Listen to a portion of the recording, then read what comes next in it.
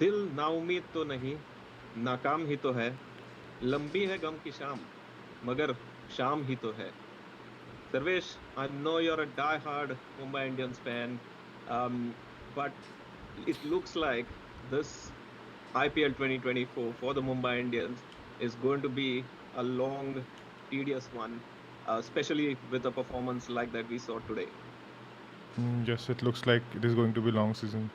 At the start, uh, the expectations were different. I think that's why this is looking like a long season, because the expectations were that with Hardik Pandya and with Bumrah back now, uh, fans expected a lot more from this team. And I think at the moment it looks like this team could be having a long. I mean, this could be having a long tournament. It could end up in last 4 5. I mean, that's the kind of performance that we have seen. Till now, we were at least getting closer to the target. I think today it was a completely disastrous performance. I think you cannot go beyond this point. You cannot go more below this point. So I think hopefully only upwards from here. Yeah, we have the scoreboard right there in front of you. So Mumbai Indians batting first at home. Rajasthan Royals winning an important toss, putting Mumbai in, and Mumbai scoring 125 for 9 in their 20 overs. It all turned to custard pretty quickly at the start. We've spoken about Trent Bolt and his love of picking up wickets in his first over. He picked not one but two today to send back Rohit Sharma and Naman in the very first over. Um, it's it's almost a certainty, isn't it? We talk about Trent Bolt and we say the death taxes, and Trent Bolt picking up wickets in that first over is an absolute given. The first wicket I felt Rohit Sharma thought that it's coming in, and very similar to what we saw in that World Cup game against Sri Lanka, when Dilshan Madhushanka actually bowled a different line. He bowled an outswinger. I think Rohit Sharma was expecting it to come in. I think similarly, I think Trent Bolt used a similar technique. Rohit was expecting that delivery to come in, but he actually took it away from him. And I think that's where I think that I mean at on your first ball, I think Rohit was spot on with what he's thinking, because you expect Trent Bolt to take that delivery in. But I think with these cricketers, we know how smart these guys are, so these things are bound to happen. But I think you expect a bit more from a seasoned pro like Rohit. But yeah, like I said, these things happen. And then second delivery, Ramandhir, I think he got a good one. He tried to come outside his crease. He tried to play that on the front foot, but the shape was too good for him. And then again, when we saw those replays, I felt that he was a bit unlucky, hitting top of leg stump, just brushing that stump. I think I felt maybe there was a case for not giving that out, but it was finally out based on umpire's call. I think that also one decision which went Bolt's way, but I think he bowled fantastically. Credit to him. Yeah. Yeah, we've always spoken about Rohit Sharma having a bit of difficulty against the left arm seamers. And as you rightly pointed out, he was probably expecting the ball to come in. Trent Bolt being smart takes it away. Rohit Sharma's caught out fishing. And yeah, Namandir, the thing with that dismissal though, when I saw it live, I just immediately thought that looked out. It was one of those which looked out, but then on replays, you saw that the ball was probably doing a bit too much Yeah. and just clipping the top of leg stump. So yeah, one of those which could have gone either way. Um, but then when you get three golden ducks from your top four, um, it's always going to be hard work to make a comeback from there in a T20 game, isn't it? And I know you've been quite vocal about the inclusion of Deval Brevis, and your thoughts on that. Um, is like we've seen him on the sidelines with Mumbai because they say he's not yet ready. He's a work in progress for them.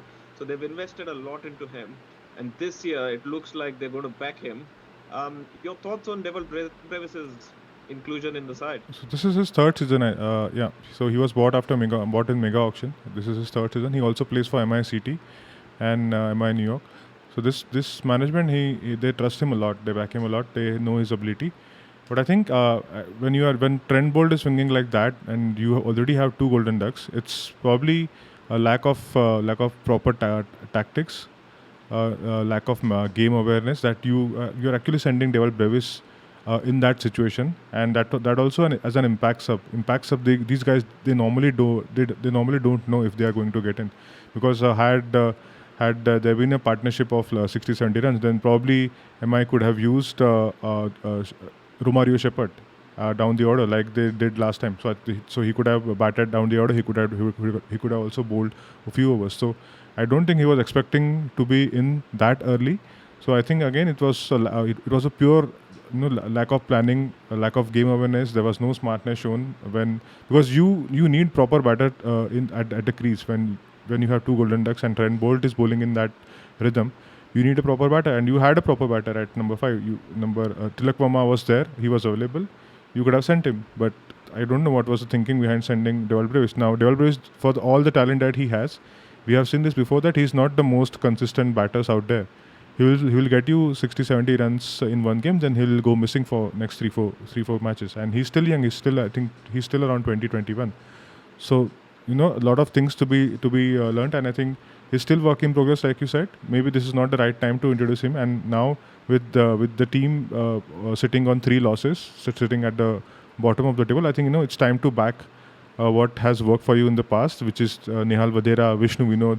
These guys have done well last season, and I think I felt that they deserved these chances. And you don't play 4 overseas players for the sake of it. I mean, we have seen this in the past. Teams like playing that 4 overseas player just for the sake of it, and there are good, talented Indian domestic players available on the bench. But they have that obsession with this overseas player, so they just tend to use it. I think I see a very similar case here, because for me, I think Nehal Vadera, he was an absolute starter, but he's not starting. Again, I don't know what the management is thinking. Yeah, good strong words there, Sarvesh. Once those top three went, we had Tilak Verma, Hardik Pandya trying to resurrect the innings. Tilak Verma, as we know, he's been in good form. We saw in that game against the Sunrisers, he was in very good nick. Today also, he looked pretty much undisturbed. Good defense, good solid attacking options when the opportunity presented itself. And the first signs of Hardik Pandya actually finding some form with the bat. Because while he was there, it looked like he was in good nick. And both of them together, even though there are 4 wickets down, um, things were looking really good for them at one stage because the run rate was decent. Yeah, It just that they had to carry on, yeah. and that's what happens when you lose 4 wickets at the top. Is you cannot afford to then not take the team deep, and that's what they failed to do in that. Your thoughts on that I, Tilak Verma Hardik Pandya partnership? So I think that was a very critical one. Otherwise, this game could have been over a lot early, probably at 10 o'clock, 10 o'clock Indian time. But I think these guys played that initial phase well. Hardik Pandya, he actually attacked Nandre Burger. I think that was in last 2 3 after that fifth over. In next 2 overs, they accumulated I think around 29 or 28 runs. So that was the counter attacking punch they needed at that time. But I think that at that particular period, I think they did not know what's the safe score on this wicket, because at Wankhede you normally expect the wickets to be around 180, 190 or around 200 wickets. But I think this pitch was not like that. We also saw that in the second innings that there was a good amount of dew present, and in that, but despite that dew, I mean, we could see that ball was not coming onto the bat nicely. It was holding up a bit. And I think those wickets, if you see Tilak Verma and Hardik Pandya, those deliveries were bowled. I think Chahal bowled those beautifully, and he actually foxed them. He bowled it very slow, and he just invited. He knew that ball is not coming on nicely, so he just invited them, both Tilak and Hardik, and then they fell for it. So I think again smart bowling, and probably like you said, they had to carry on for a few more overs, but it did not happen because probably they did not know what's the safe score, so they just wanted to accelerate at that point. I think that was the mistake that happened. Also, one final thing on that batting performance, we saw Piyush Chawla Yeah, coming in ahead of both Tim David and Gerald Coetzee. Now, Tim David is your designated finisher, so you want him to play maybe the last 4 overs of a T20 game, and I understand that. But Gerald Coetzee is supposed to be your all-rounder, yeah. and you back them to do a better job with the bat than Piyush Chawla or any other person. So strategically, I'm not sure they got that right as well. I know Yeah. he was a left-hander replacing, but then you had Tilak Verma at the crease as well at the time. So not, as you say, it seems to be a bit of muddled thinking here, and not strategically on the point as far as Mumbai Indians are concerned. When Ashwin is bowling from the other end, then you don't really plan on sending two left-handers. I mean that's I don't know what the thinking is again. Probably just to tackle UG Chahal. They must have felt that Ashwin can be negotiated, but UG Chahal cannot because he was in the middle of a good spell. I felt so they just needed they just felt that they require two left-handers to tackle Chahal, and I think. I don't know. I mean, you said Chiral Koji. I think yeah, he could have actually come in, but I don't know why Tim David is being shielded like this. We saw Tilak Verma shielding Tim David against Rashid Khan. Today we saw maybe it was because Chahal was there, so they were trying to probably shield him. But then why do you need to shield your designated finisher? If you have if you feel that that you have to shield him game after game, then what is he doing in your starting 11? Don't play him. If your finisher is feeling the requirement of shielding game after game, then what's the point? There are better players sitting out. Yeah, and the end result after all that shielding is that he gets 17 of 24 balls. He was It's refusing not like singles that. against Bumrah, and Bumrah smashed in the next over. So again, I mean, what was the thinking? Too many of those ridiculous decisions today. I don't know. I mean, this was completely. You could have asked me like what went right today, and I could have said that nothing, and everything went in the opposite direction. That was the kind of performance we had today. If everything went wrong for Mumbai, everything did go right for the Rajasthan Royals. And if we look at their bowling card, brilliant figures all around. We already spoke about Trent Bolt and how effective he was. Um, Now, Mumbai traditionally is a fast bowler's pitch. You get good pace, you get good bounce. We saw in the ODI World Cup what India did to Sri Lanka over there. So we know that with the new ball, it tends to do a bit. Um, but it is also considered to be a graveyard for spinners because it's a six-sitting ground. It's a small ground. The Yeah. bounce helps the batters get under the ball. But Yuzi Chahal comes up with 4 overs, 3 for 11, some brilliant numbers, and he was the one who broke that partnership. He was the one who again got Tilak Varma's wicket as well, and doing a fantastic job in the middle there. If you're dismissing left-handers at Wankhede, then I think you have sorted this out. You know where to bowl, and in your mind, you are clear about about your tactics. And the batters that he got out were set. It was not like the case that they were new to the crease. They were proper. They were batting properly. Tilak Verma was looking set. I felt he could have just carried on for one or two more overs, and he could have just looked to add a few more runs. That was the kind of mood I thought Tilak Verma was in. But I think against smart bowling, Tilak Verma just felt the need to go after that wide delivery. I think we have seen this in the past this season as well. In one of the games, again, he got two critical left-handers out against. I think it was against LSG. I don't remember the exact game. I think he got two left-handers out. So he was again doing the trick for Rajasthan. I mean, if you're a leg spinner and if you're dismissing set left-handers, then I think you have that skill to bowl in these situations. One of the criticism of Yuji Chahal has been that he's not evolved. His game has not evolved. He's got a limited number of tricks in his armory, and he's been found out at international level. But year after year, those same tricks seem to do wonders for him in the IPL.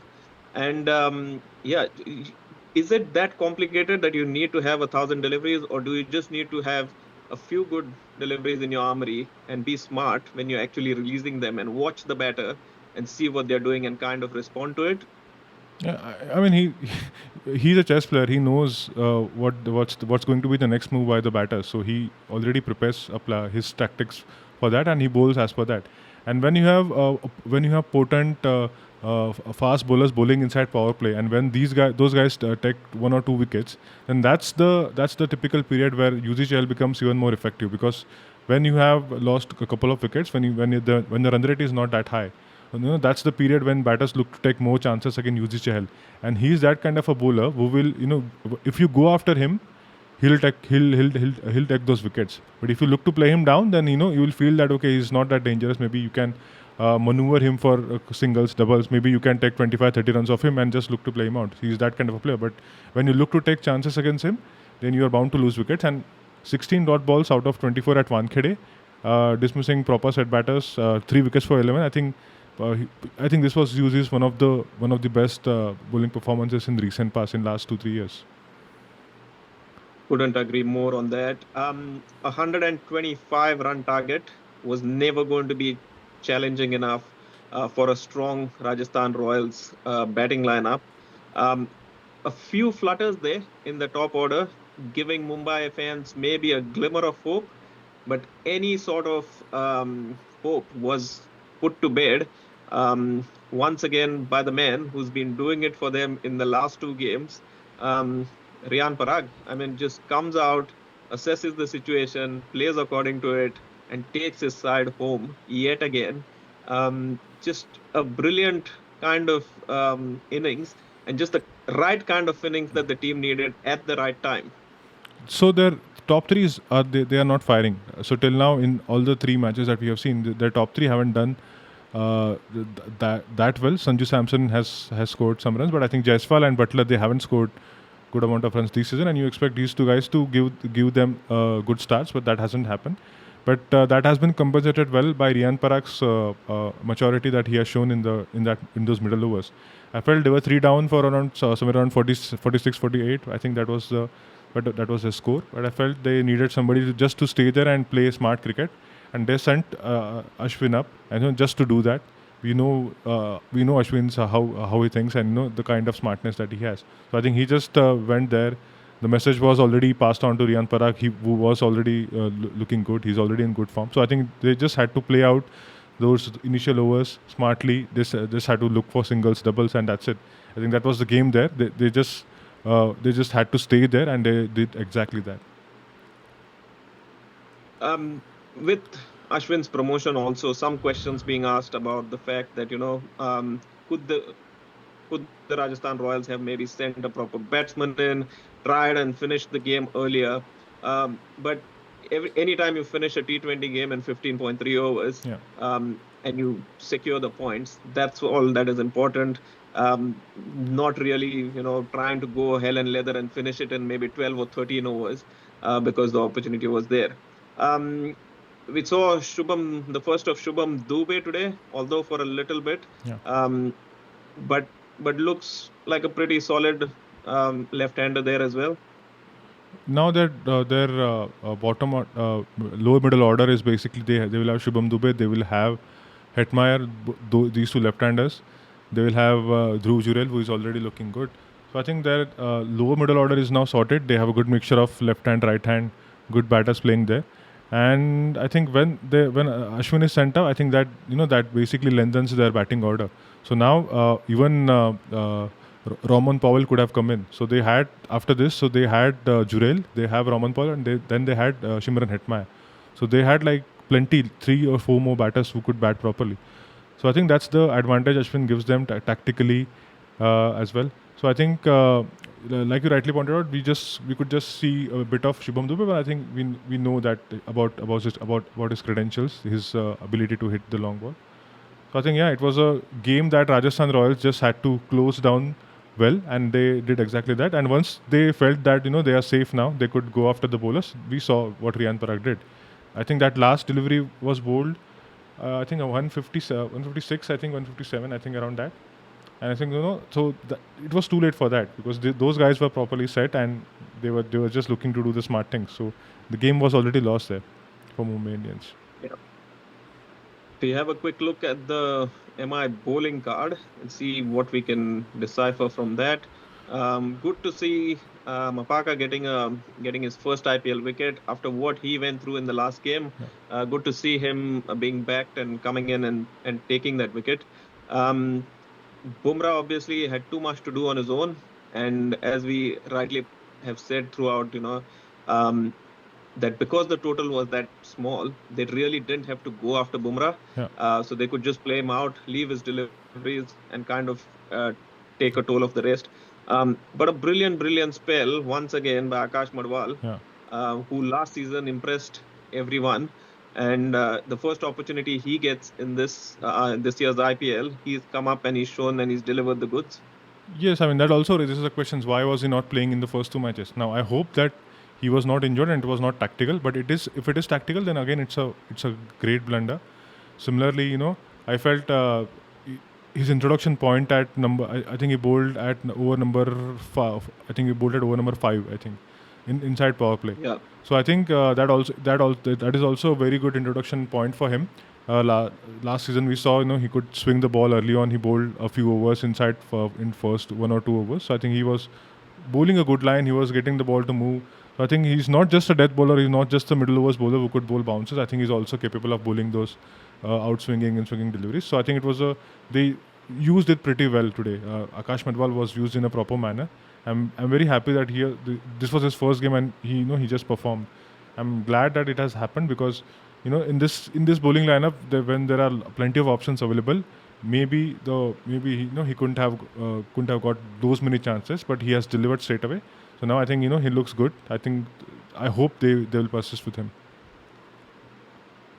Yeah, he gives me the feeling every time I watch Akash Madwal, he seems like this cricketer who's this hard-working cricketer who'll come in and do the basics right and, just run in hard every time you throw the ball to him and is always keen to do well in any situation. You give him the ball at the top of the order, ask him to bowl at the death, and he'll always do that. Reminds me a lot of Hassan Ali for some reason.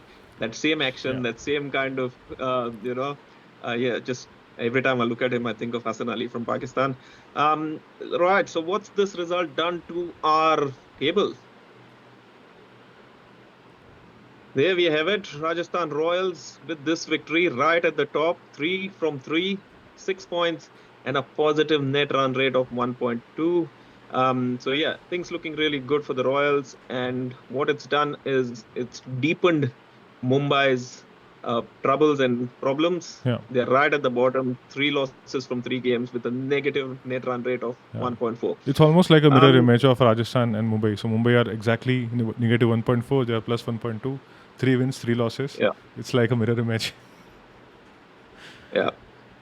There is a saying in English that, when the going gets tough, the tough get going. And they can't be in a tougher situation than what they're faced with right now. There's only one way for them to go, which is straight up. And they've done it in the past. We know that they've got the capabilities. They've certainly got the personnel in the side. So if you had to give them one message, Sarvesh, as a diehard Mumbai Indians fan, what would that one message be to turn this season around? I think you cannot really tell these guys to do their job properly because these guys are seasoned professionals. Rohit Sharma, Hardik Pandya, Bumrah. I mean, these guys have done it over the years, year after year. So I think there is no technical advice that anyone could give to these guys. So, they just have to get those smaller things correct, tactically right, and they have to get that selection playing 11 right. Because I think there are a couple of players who could they could replace with domestic players. Like I said, Brevis is a great talent, but he's probably not ready. So just use what you already have tested before. Use Nihal Vadera or use Vishnu Vinod if you want. These guys can do it for you. And once Surya Kumar Yadav comes back, so you will have to sacrifice at least one of Deval Brevis and Namandhir. So prepare for that. Just look to give because once he's back, you are going to play only one of Namandhir, Nihal Vadera and Vishnu Vinod. So use that opportunity now. Just to get these guys out in the middle and see what they can do. So I think that one decision where Deval Brevis and could be swapped with one of Nihal or Vishnu Vinod. And second thing, I think you have to think about Tim David. We know about his hitting powers, but I don't know. I mean, we have seen this with Kyran Pollard as well in the past. He great hitter, but he was also very good in situations where the team was 90 for 5 and he had to play out those a couple of overs, and then he could go bang bang at the back end, and he could from 90 for 5 in 15 overs he could take the team to 165, 170 in 20 overs. That was the quality that Mumbai had with Kyran Pollard. Now he is the coach and he has done it himself. So I think they have to use Tim David smartly. I personally don't think he needs any shielding. But I don't know why the think tank is, they are of that opinion. In my personal opinion, he has that ability to hit the spinners and he can do it against them.